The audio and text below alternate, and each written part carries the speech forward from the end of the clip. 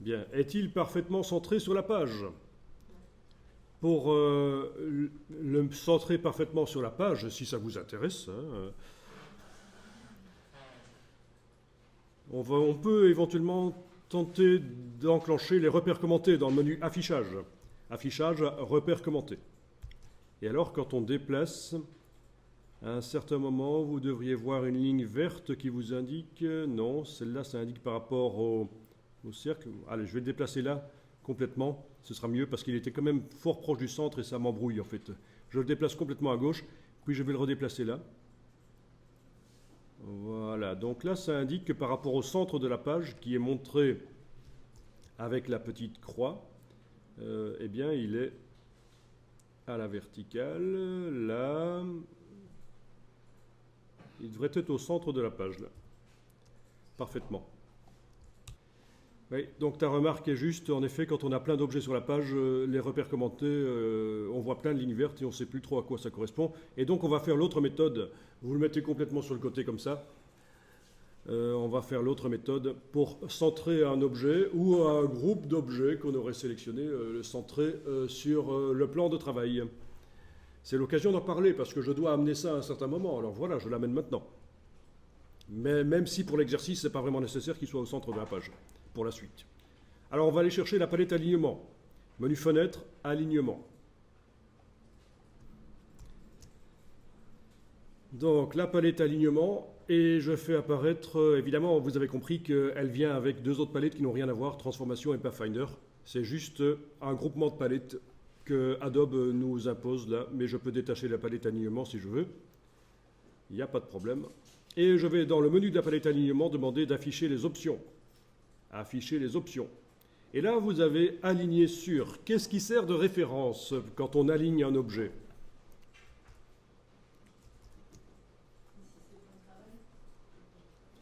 Alors, aligner sur une sélection, ça suppose qu'on a plusieurs objets sélectionnés. Et quand on les aligne, ben, ils se centrent en vertical, en horizontal, c'est comme on veut. Ils se superposent parfaitement, ils s'empilent parfaitement. Mais là, j'ai qu'un seul objet. Donc, ça n'a pas de sens de faire aligner sur une sélection. Aligner sur un objet clé, c'est aussi quand on a plusieurs objets, on décide lequel ne va pas bouger. Ce sera ce qu'on appelle l'objet clé. Et les autres vont s'aligner sur celui-là. Mais donc ici, ce qui m'intéresse, c'est aligner sur le plan de travail. Aligner sur le plan de travail, voilà. Et vous avez une icône qui représente un alignement sur le plan de travail. Avec beaucoup d'imagination, vous y arriverez à voir ça dans cette icône. Et puis, vous allez utiliser les options d'alignement. Alignement horizontal, alignement vertical. Et là, on a centré l'objet sur le plan de travail. Voilà, voilà.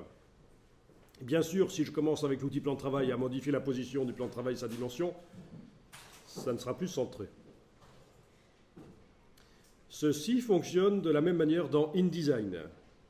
Donc ce que vous venez d'apprendre dans Illustrator fonctionne de la même manière dans InDesign, ce qui est pratique. Il y a quand même des transferts qu'on peut faire entre les logiciels au niveau des connaissances. Bon, je vais enregistrer ça dans un dossier qui va porter la date d'aujourd'hui. Voilà. Donc dans le dossier qui porte la date d'aujourd'hui, je vais enregistrer ça sur études texte et je vais appeler ça 01. Tant que j'y suis, je ne vais pas mettre d'accent. Parce que les accents dans les mots, ça pose des problèmes parfois dans certaines situations. Voilà, voilà. Donc on va tester un peu l'outil texte curviligne. Il fonctionne sur un tracé ouvert ou fermé. Ici c'est un tracé fermé, évidemment. Mais il ne faut pas penser que ça fonctionne sur des objets fermés seulement. Ça peut fonctionner évidemment sur des objets ouverts. Sans aucun problème. Alors, avec l'outil texte curviligne, je vais m'approcher sournoisement du bord du tracé et aller cliquer sur lui.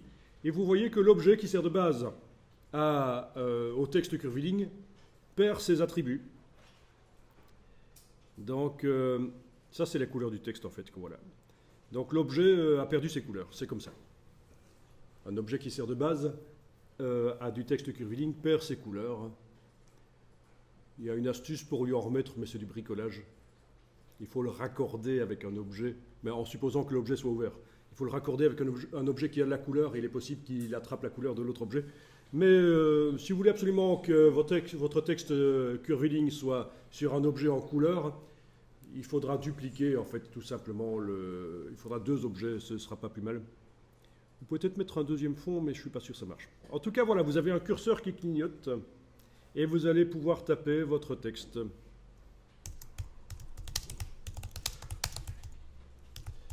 Voilà.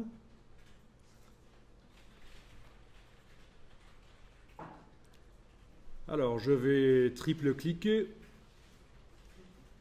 Ben oui, parce que si on double-clique, ça sélectionne un mot. Donc là, on doit triple-cliquer. Et quand on a affaire à du texte qui est dans un bloc, ce qui n'est pas le cas ici, il faudra même quadruple-cliquer pour sélectionner tout un paragraphe, voire même quintuple-cliquer pour sélectionner tous les paragraphes. Bon, voilà. C'est comme ça que ça marche. Alors voilà, je vais ici modifier la taille de la police. Je peux aller chercher, c'est plus simple, la palette caractères, menu fenêtre, texte, caractères. Voilà. Allez changer la taille de la police. Bien. Allez changer la police éventuellement. Bon voilà, ok, ça c'est pas mal. Bien. Etc., etc. Et on avait dit que si on veut que les approches entre les lettres soient valables, dans la palette caractères, il faut demander d'afficher les options. Et ici, il faut se mettre en optique. Comme ça, on a plus de chances que le texte au niveau de l'approche des espacements entre les caractères soit valable. Voilà. Ça, c'est une petite astuce qui coûte pas cher et qui peut rapporter gros.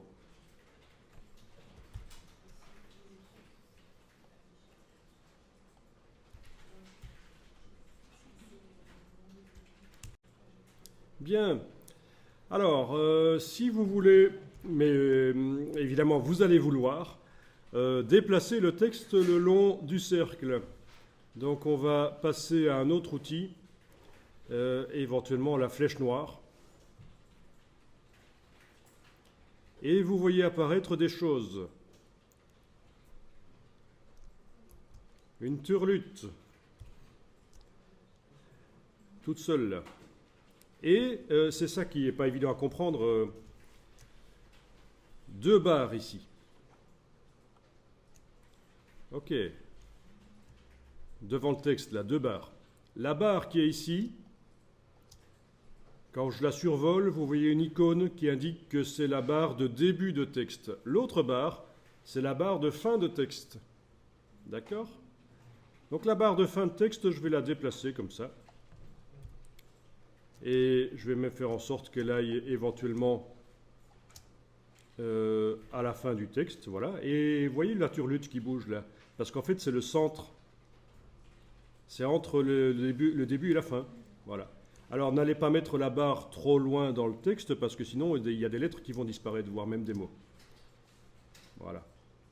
Je peux même laisser de l'espace. Voilà, je laisse de l'espace, vous voyez, entre la fin du texte et la barre qui indique la fin réelle, l'espace possible jusqu'où le texte peut aller. J'ai laissé de l'espace après le dernier mot. Ok, donc l'erreur que pas mal d'entre vous font, c'est qu'ils cliquent sur le carré plutôt que d'essayer de déplacer la barre par sa barre. Sur le carré, c'est pas la même chose en fait. Voilà, ça charge le curseur en texte. Ça, c'est quand on veut faire du chaînage de texte. Quand on veut que le texte passe d'une forme à l'autre, d'un bloc à l'autre. Parce qu'en fait, ça, c'est une porte de sortie de texte. Ceux qui connaissent InDesign savent que dans les blocs texte, il y a un petit carré au début et à la fin du bloc pour indiquer la porte d'entrée et la porte de sortie du texte. Donc, ne cliquez pas sur le carré. Et d'ailleurs, vous êtes passé directement avec l'outil texte en faisant ça. Donc, repassez avec l'outil flèche noire. C'est bien sur la barre qu'on clique et qu'on fait un cliquer glisser. Voilà, voilà. Alors, le texte, on va le centrer entre sa barre de début et de fin. On va le centrer. Et donc, ça, c'est par la palette paragraphe. Donc, vous avez la palette caractère et vous avez la palette paragraphe. Bon.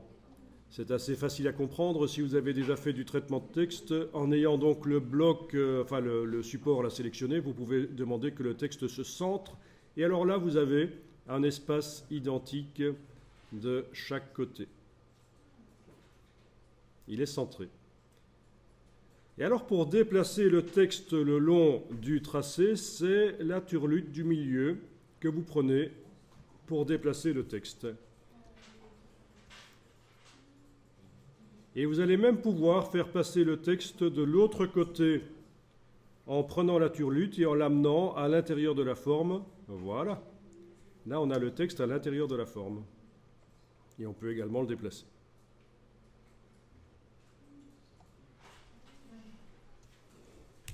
Ça, c'est quelque chose qui date de 1987, la première version d'Illustrator.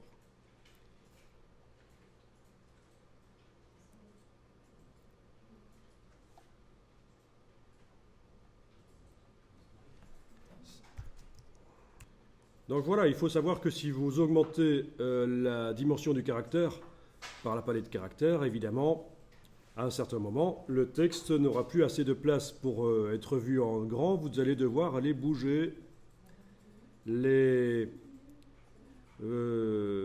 extrémités, là.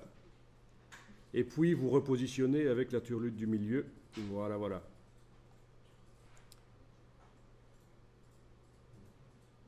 Ah tiens, elle est repassée là.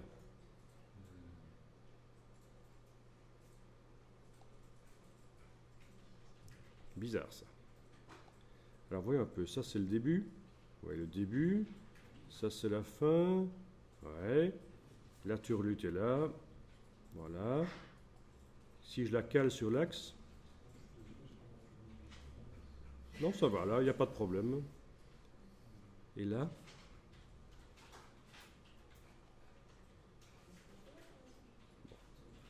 Ça marche. Il y avait un truc bizarre qui se passait, mais là, ça fonctionne, pas de problème.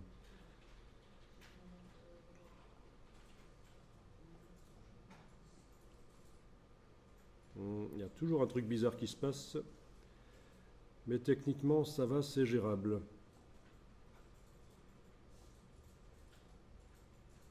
Ouais, elles se sont mises toutes les deux là.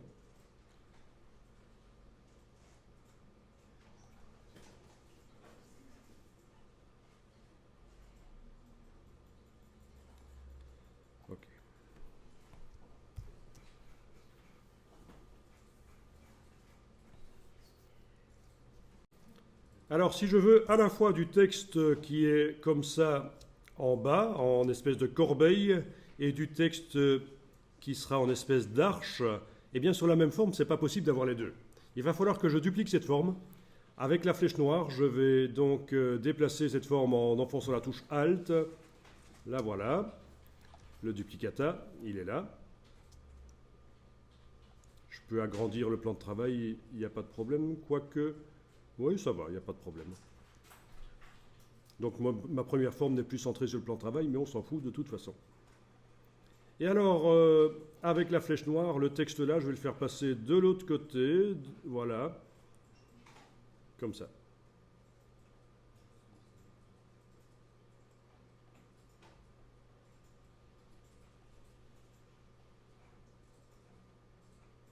Voilà, il est en arche.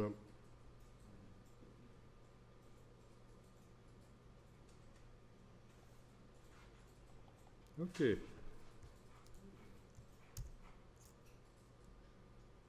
Ok.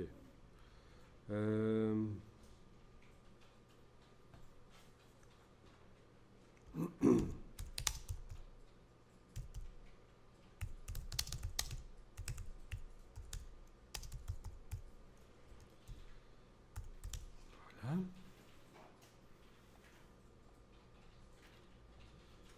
Bon, ben les deux vont devoir être superposés, en fait, à un certain moment.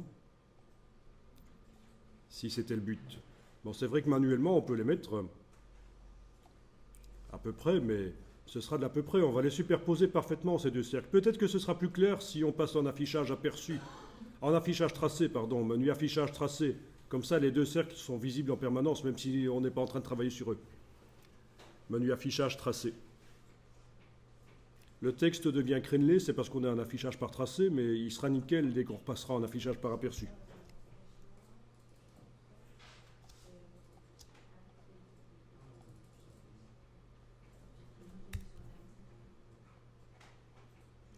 Bon, ben on va les superposer parfaitement. Vous les sélectionnez tous les deux. Vous avez toujours la palette alignement qui est apparente quelque part. On l'a utilisée là tout à l'heure. Aligner sur. Bon, ben on va demander aligner sur une sélection éventuellement, puisque nos deux objets sont sélectionnés. On ne va plus trop s'occuper du plan de travail pour l'instant. Donc aligner sur une sélection. C'est comme ça que c'est réglé par défaut. Les deux objets sont sélectionnés. Alors je vais demander, tiens, je les centre verticalement et horizontalement. Et voilà, ils sont parfaitement superposés, les deux cercles, qui ont la même dimension d'ailleurs.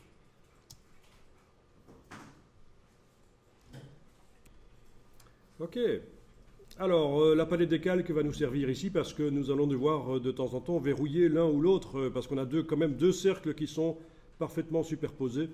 Et ça risque d'être un peu difficile.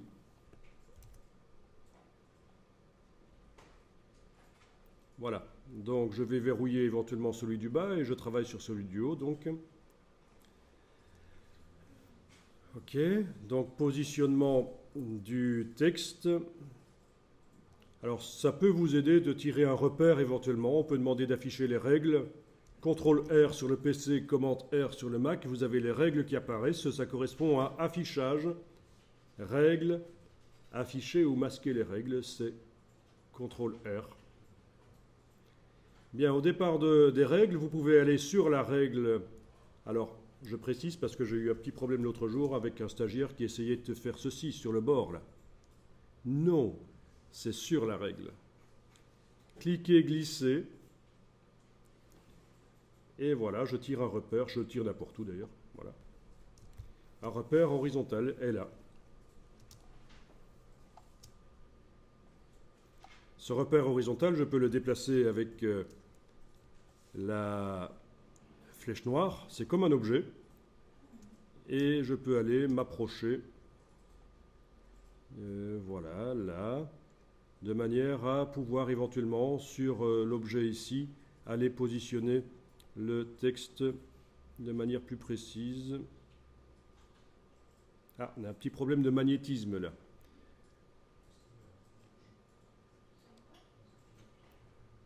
Ou de repères commentés d'ailleurs. Je vais aller décocher repères commentés pour voir si c'est plus souple. Oui, c'était peut-être bien ça.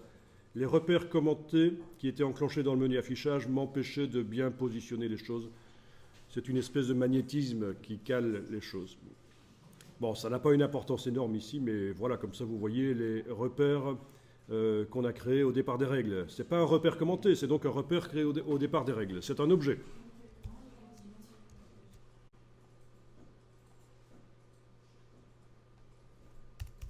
Alors, le repère dans la palette des calques, je vais le verrouiller parce que je n'ai pas envie qu'il bouge. Donc, où est la palette des calques? Elle est là. On a donc un objet repère et je peux le verrouiller. Voilà. Comme ça, il ne bougera pas. Il est devenu donc inaccessible, inatteignable par la flèche noire. Ok. Alors je vais maintenant travailler sur l'autre texte. Donc je verrouille le texte en arche du dessus, je déverrouille le texte en corbeille du dessous, je le sélectionne et je vais travailler sur lui. Enfin, ce que j'ai sélectionné, c'est le cercle qui est à la base de ce texte-là.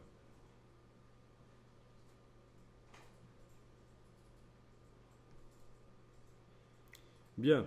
Alors ici, je vais agrandir le cercle, évidemment, pour que le texte qui est en corbeille soit dans le prolongement du texte qui est en arche, là au-dessus. Et donc, pour ça, je vais aller chercher éventuellement l'outil de redimensionnement. Voyons un peu que je teste ça. Parce que l'outil de transformation manuelle va peut-être avoir le problème qu'il va nous... Oui, non, même chose ici. Donc, on peut prendre l'outil de transformation manuelle. Vous pouvez activer l'outil de transformation manuelle et vous prenez une poignée du coin et vous allez la bouger en faisant un cliquer-glisser Voilà. Et en même temps, vous enfoncez la touche majuscule pour que ce soit parfaitement proportionné, que les proportions du cercle soient gardées. Et en même temps, la touche Alt. Voilà. Et donc, voilà, pendant que vous prenez le cercle avec la poignée du coin, pas une poignée du milieu, une poignée du coin, vous pouvez le redimensionner comme ça.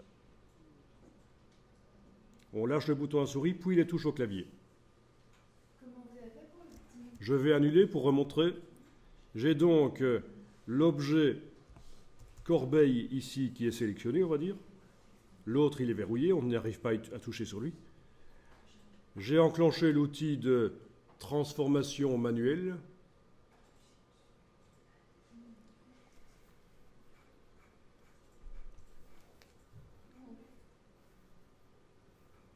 Tu y arrives? Ben alors? J'ai enclenché l'outil de transformation manuelle. Je prends la poignée du coin. Je la bouge. Et en même temps, Alt et majuscule. Et voilà. Et je bouge. Et quand c'est bon, je lâche le bouton de la souris, puis les touches. Voilà. Alors faites pas comme certains qui lâchent les deux en même temps. Le bouton de la souris et les touches en même temps. Et puis, il y a une chance sur deux que ça ne marche pas, quoi. Ok, à partir de là, je peux prendre la flèche noire et commencer à aller repositionner le texte comme il faut. Voilà. Alors, si je veux diminuer la taille du texte ici, ben oui, ça va être possible. Palette de caractères.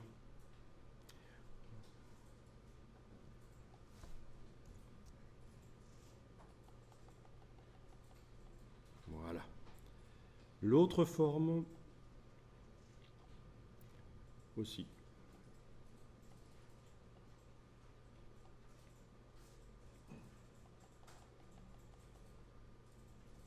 Ok. Du coup, la première forme doit changer de dimension. Ah ben oui.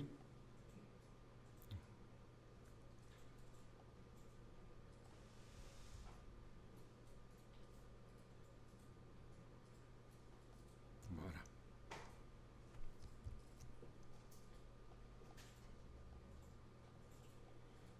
Ok, affichage aperçu, et voilà ce que ça donne. Donc,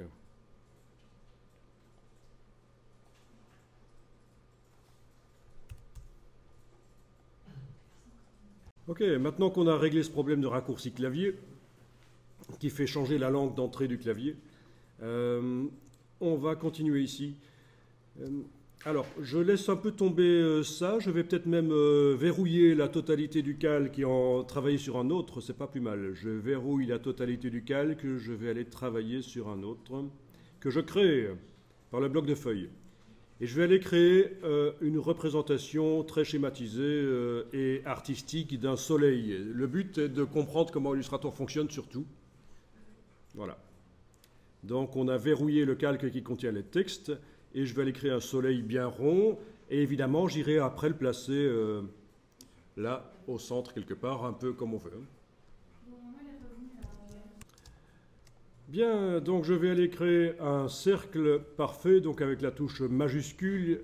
Peu importe la dimension, il ne faut pas qu'il soit trop grand ou trop minuscule, mais je veux dire, il ne faut pas essayer de faire un cercle qui a la même dimension que ce que vous avez là sur le côté. Vous lui donnez une couleur de fond. On peut même lui donner une couleur de contour, mais dans un premier temps, ça n'est pas très nécessaire. Évidemment, les vecteurs s'affichent maintenant en rouge parce que c'est un second calque et là, il est indiqué que les vecteurs sont rouges. Si on veut changer, vous savez qu'il suffit de double-cliquer sur la vignette du calque et ici, vous pouvez changer la couleur avec laquelle les vecteurs s'affichent. Ah, il y en a qui viennent de découvrir ça. J'étais en train de me dire que je vous répétais encore et que j'allais ennuyer certains, mais j'ai bien fait de le dire. Alors voilà. Voyons un peu dans la palette Aspect. La palette Aspect me montre que actuellement j'ai un fond et un contour, mais le contour n'a pas de couleur. Eh bien, sur cet objet qui est sélectionné, je vais mettre un effet spécial. On va aller chercher. Menu Effet, Distorsion et Transformation, Contraction et Dilatation. Menu Effet, distorsion et transformation, contraction et dilatation. Et je coche la case aperçue et je joue là-dessus. Et vous avez un soleil ou une fleur. On est d'accord? On clique sur OK.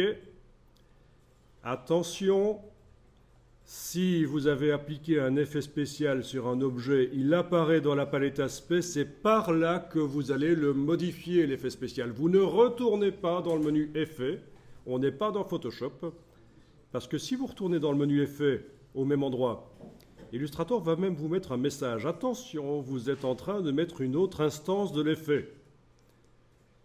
Et il vous dit, pour modifier l'effet sélectionné, vous cliquez 2 fois sur son nom dans le panneau aspect. Donc j'annule ça. Et en fait, il suffit de cliquer sur l'hyperlien ici, en ayant l'objet sélectionné. Et là, en effet, je peux aller modifier l'effet. Avec la case aperçue, ce sera mieux. Donc attention, je l'avais dit au moment où on avait mis une ombre portée sur du texte. J'avais dit, surtout pour modifier l'ombre portée, ne pas retourner dans le menu effet. Il faut aller dans la palette aspect, cliquer sur le mot ombre portée. Eh bien, c'est le même principe ici.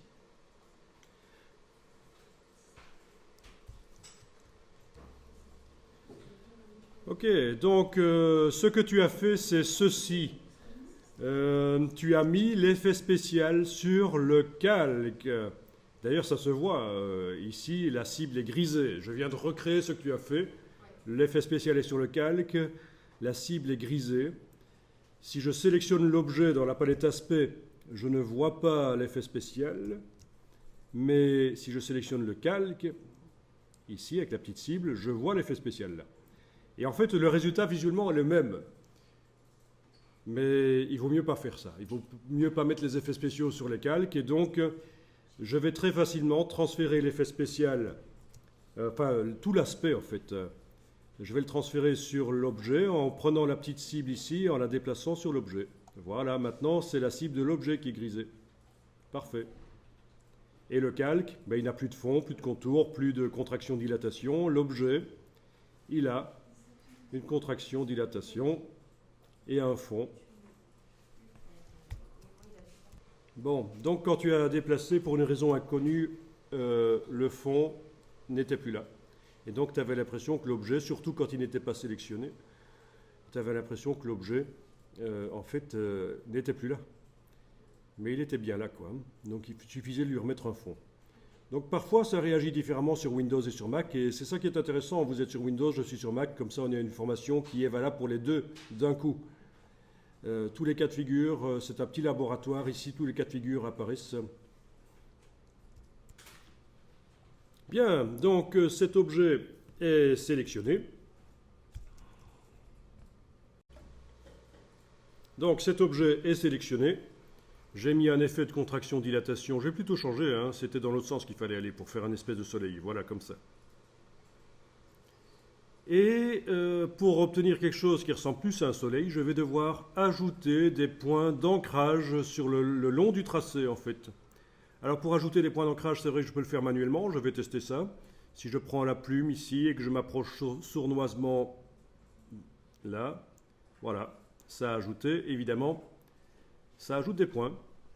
Quand je m'approche sournoisement, la plume se transforme en plume plus. Je peux aussi aller chercher directement la plume plus, on l'avait vu, hein, et cliquer. Voilà. Mais j'annule ça, CTRL Z, CTRL Z, CTRL Z, pour vous montrer qu'on peut aussi automatiquement ajouter des points sur l'objet en allant dans le menu Objet, Tracer, Ajout de points d'ancrage. Objet, tracé, ajout de points d'ancrage. Et voilà. Parfaitement entre les points qui existaient, d'autres points se sont ajoutés. Encore. Objet, tracé, ajout de points d'ancrage. Et voilà. Là, je vais aller jouer sur maintenant l'effet spécial de contraction et dilatation. Et alors, ce qu'il faut bien comprendre avec les effets spéciaux, c'est qu'ils ne modifient pas la géométrie de l'objet. Ils font apparaître l'objet différemment, les effets spéciaux. Mais vous voyez bien que la construction de l'objet est restée la même. C'est un cercle. Si je regarde en affichage par tracé, je vois un cercle.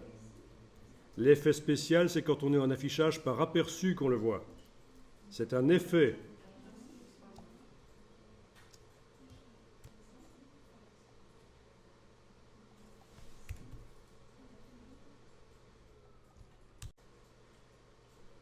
Alors maintenant, une fois que je suis content de l'effet spécial que j'ai mis sur le soleil, je peux essayer d'aller plus loin et je peux essayer... D'abord, je n'ai pas dit, mais les effets ils peuvent se cumuler, je pourrais en ajouter d'autres dans la... On n'est pas limité à un effet, évidemment, qu'on met. Je pourrais mettre une ombre portée aussi sur cet objet, ce n'est pas un problème. Mais je ne vais pas le faire ici. Je vais ici faire en sorte que la forme qu'a le soleil là devienne réellement des vecteurs. Ça, c'est ce qu'on appelle décomposer l'aspect. Donc je vais créer une forme de soleil avec des pointes et ça va vraiment être du vectoriel. C'est décomposer l'aspect, c'est-à-dire que pour l'instant j'ai un effet modifiable, dynamique, et bien je vais en faire un effet décomposé, ça va être des tracés.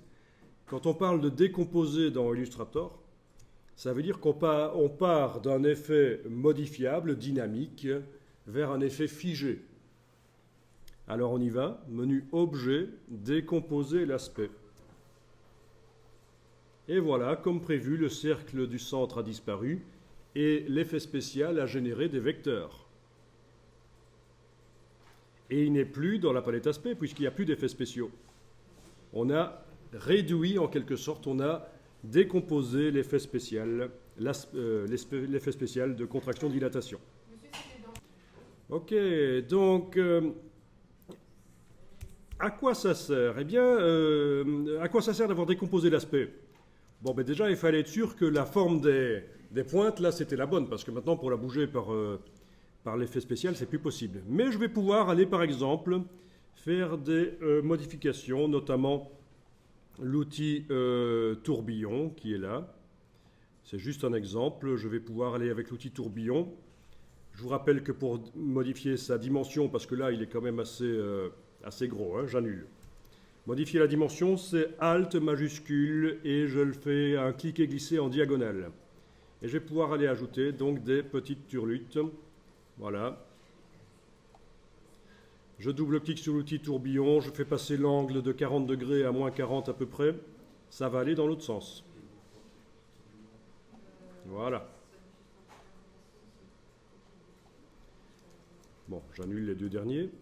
Enfin voilà, donc ça veut dire que je peux aller plus loin au niveau des vecteurs. Je pourrais aussi manuellement, avec la flèche blanche, aller bouger les choses, évidemment.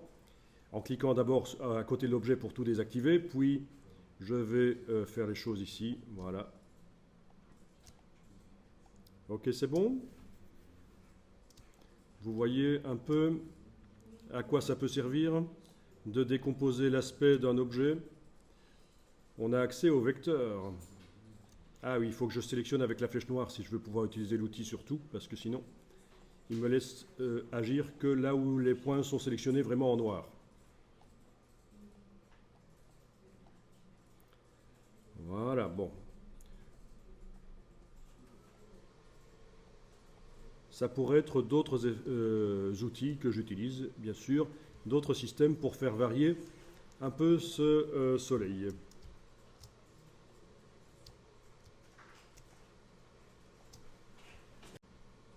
Alors, soyons fous. On va dupliquer la forme ici. Donc cette forme quand même complexe, je vais la dupliquer. Donc avec la flèche noire, je vais la déplacer là en bas. Voilà. Et je vais faire en sorte, là ça va devenir un peu puissant, au niveau manipulation. D'abord, je vais réduire la forme là, parce que je voudrais que ce soleil-là aille faire un trou dans l'autre. Vous voyez ce que je veux obtenir? Une espèce de couronne. Donc d'abord, après avoir dupliqué en déplaçant le premier soleil avec la flèche noire et la touche Alt, le duplicata ici, avec l'outil de transformation, je vais le réduire. Donc touche Alt et majuscule. Voilà. Lui donner une autre couleur, sinon je ne vais pas voir quand je vais les superposer. Voilà. Les superposer comme ça, éventuellement. Ah tiens, je pourrais le mettre en blanc. Comme ça, je vois directement ce que ça va donner. Si vous avez désactivé la modification d'objet par le fond, la sélection d'objet par le fond, ça va vous ennuyer. Attention, dans les préférences, sélection et affichage des points d'ancrage, préférences, sélection et affichage des points d'ancrage, vous pouvez désactiver ceci. On avait été à un certain moment coché ça, sélection d'objet par tracé seulement, ça veut dire qu'il faut cliquer sur le bord de l'objet pour arriver à le bouger, et ça peut être ennuyeux parfois. Donc dans les préférences, édition préférences sur le PC, sélection et affichage des points d'ancrage, vous avez ceci qui est décoché, ce sera mieux pour ceci. Ok, donc voilà, toujours outil de transformation si je veux, touche majuscule et alt, et voilà. Ok, on va dire que ça c'est pas mal. Voilà. On peut le tourner aussi, oui. Pas un problème. Ok.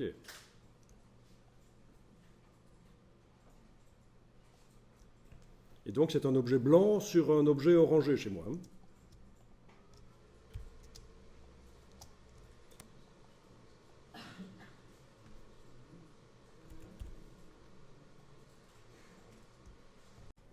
Bon, affichage, afficher le damier de transparence. Voilà. Ah, le damier de transparence, c'est quand même un peu... Ça fait mal aux yeux, donc sachez que dans Fichier, format de document, vous pouvez aller changer ces paramètres. Voilà. Si ça fait toujours mal aux yeux, Fichier, format de document, vous allez choisir ici deux couleurs qui sont assez semblables en fait.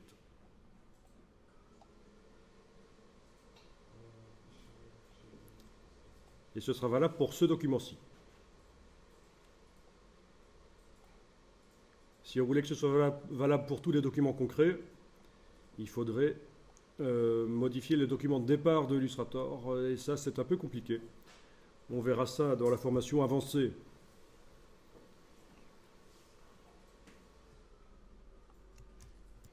Alors voilà, si je veux que le soleil blanc fasse un trou dans le soleil orangé, pour vraiment avoir de la transparence là au centre, il faut que je sélectionne les deux. Ensuite, par le Pathfinder, c'est vrai qu'il est possible de le faire. Par le Pathfinder, il est possible de le faire. Alors le Pathfinder est ici. C'est l'option qui s'appelle soustraction. Alors c'est soustraction... On a un autre type de soustraction qui est là. Soustraction de l'avant vers l'arrière. Et ça, c'est l'arrière vers l'avant. Essayons ça. Voilà, ça marche. Donc on a un trou. J'annule ça, parce que je voudrais vous montrer qu'il existe une ancienne manière de faire et il est bon de la connaître parce que parfois le Pathfinder ça ne marche pas. L'ancienne manière de faire, c'est ce qu'on appelle un tracé transparent. Et on fait ça toujours en ayant sélectionné les deux objets, en allant dans Objet, Tracé transparent, Créer. Et voilà. Oui, alors il y en a qui ont un problème, c'est parce qu'ils avaient un contour sur le soleil. Peut-être qu'avant de faire ça, vous allez enlever... ah ben oui, mais le contour, il a été décomposé tout à l'heure. Ouh, c'est un peu compliqué que ça. Je vais montrer ici, en fait. Je vais remontrer ici, c'est vrai que c'est un peu compliqué. Alors, je vais refaire ça rapidement ici, voilà, sur le côté. Ok. Un cercle sur lequel je mets un effet spécial, distorsion, transformation, contraction et dilatation, voilà. Ok. Je vais ajouter des points, ajout de points d'ancrage. Je vous rappelle que si vous devez souvent aller dans un item de menu qui n'a pas de raccourci clavier, on peut en créer. Ensuite, c'était objet, décomposer l'aspect. Ah oui, non, avant de décomposer l'aspect, je vais mettre un contour. Voilà, je vais mettre un contour avant de décomposer l'aspect. Un contour avec une certaine épaisseur, le voilà. Ok. Objet, décomposer l'aspect. Et alors, pour cet objet-là, il vous a fait un groupe dans lequel le tracé, le contour est devenu un objet et le fond est devenu un objet. Voilà. Et là, maintenant, ça vous pose un problème quand vous voulez faire le tracé transparent. En fait, il faut ouvrir le groupe du soleil extérieur, le groupe du soleil intérieur et jeter les contours. Donc finalement, suite à ces petits problèmes et à ces questions en plus créatives, voilà, on a donc réglé le problème. On avait vu que si on décomposait l'aspect en ayant un contour, ben, ça me crée deux objets au lieu d'un seul. La décomposition de l'aspect, un pour le contour, un pour le fond, et c'est ça que ça ne fonctionne pas après quand vous faites le tracé transparent. Donc le tracé transparent, c'est entre les deux formes, ici, voilà. Ça c'est quoi encore? Ça c'est...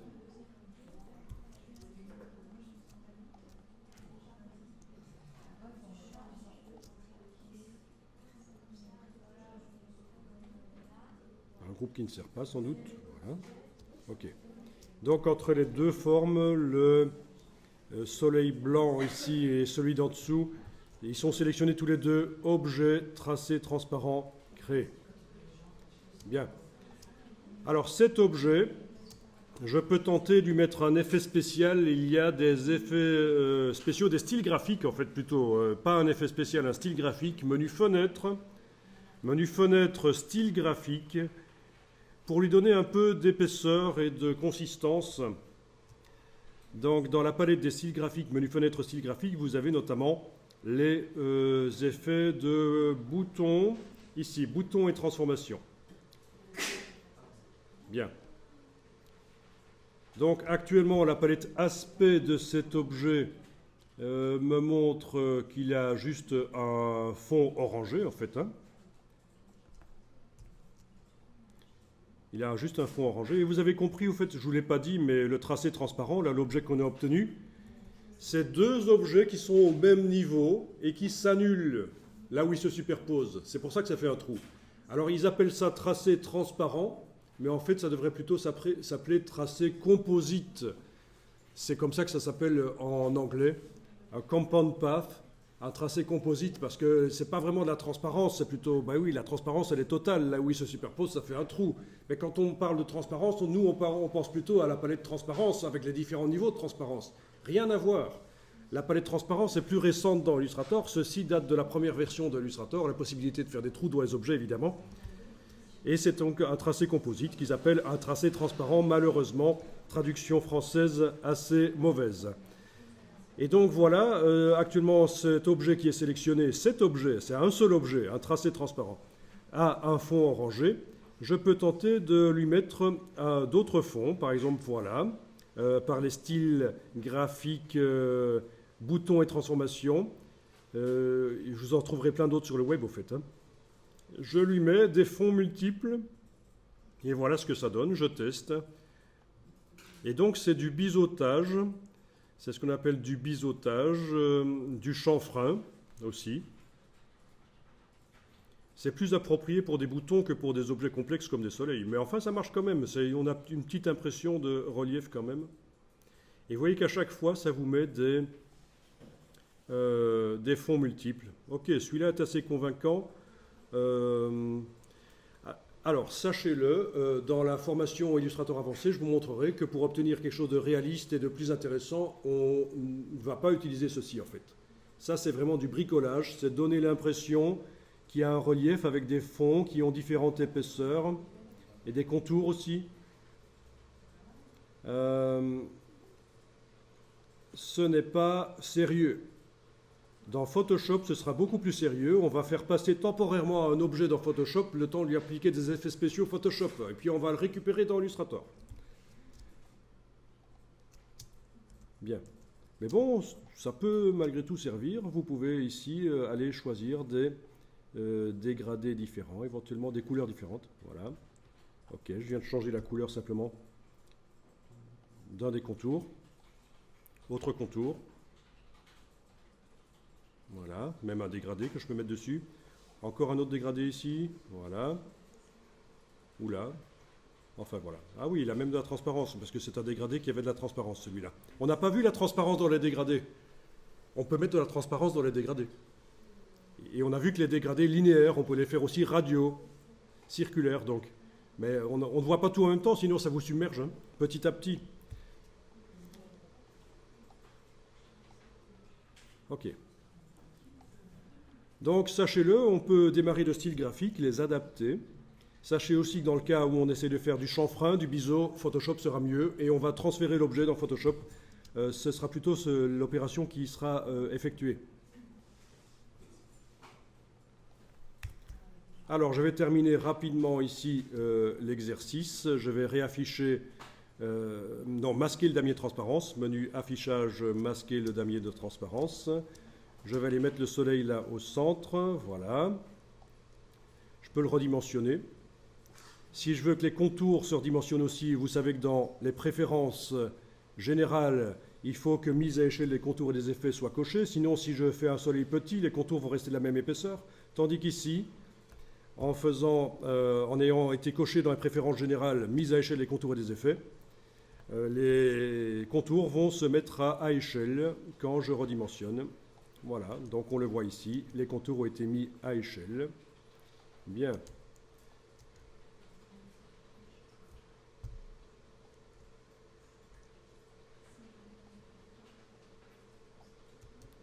Ok. Amusant ça. Et alors je termine rapidement l'exercice pour vous montrer quand même d'autres possibilités du texte curviligne. Ouais. Une petite réinitialisation des palettes s'impose, parce que ça devient le bordel. Ok. Donc outil de plan de travail, je vais un peu agrandir ici. Voilà. Je prends la plume, ou le crayon d'ailleurs. Faisons facilement. Je prends le crayon. Je dessine des rayons comme ça. Voilà.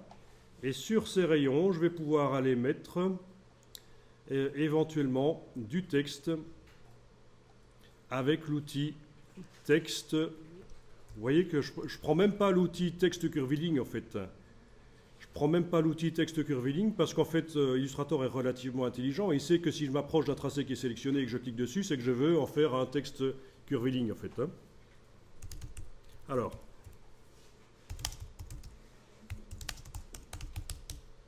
ok, flèche noire, voyons un peu ça. Ok, voilà. Ouais, j'ai juste un point là qui me dérange sur mon tracé. Ok.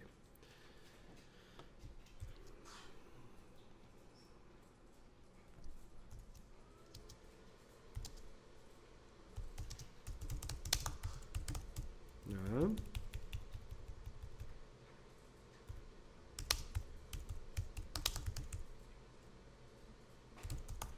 Ok.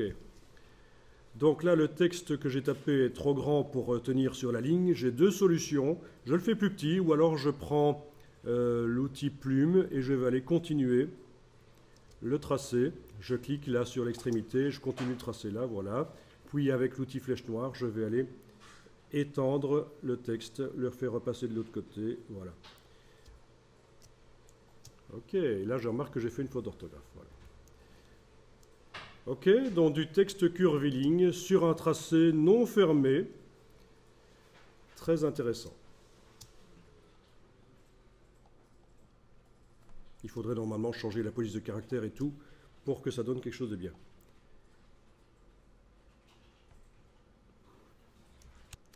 Et puis là au bout, je vais mettre la planète évidemment. Voilà. Ok, à quoi j'avais pensé d'autre dans cet exercice? Enfin voilà, texte curviligne sur une forme non fermée. Vous avez même vu qu'avec la plume, je peux allonger la ligne, comme on fait d'habitude, un clic sur l'extrémité, puis je vais mettre d'autres points. C'est une gestion relativement facile une fois qu'on a compris comment ça marche. Il y a plein d'autres choses à faire évidemment pour faire évoluer ce dessin. Mais on va s'arrêter là, c'est déjà pas mal.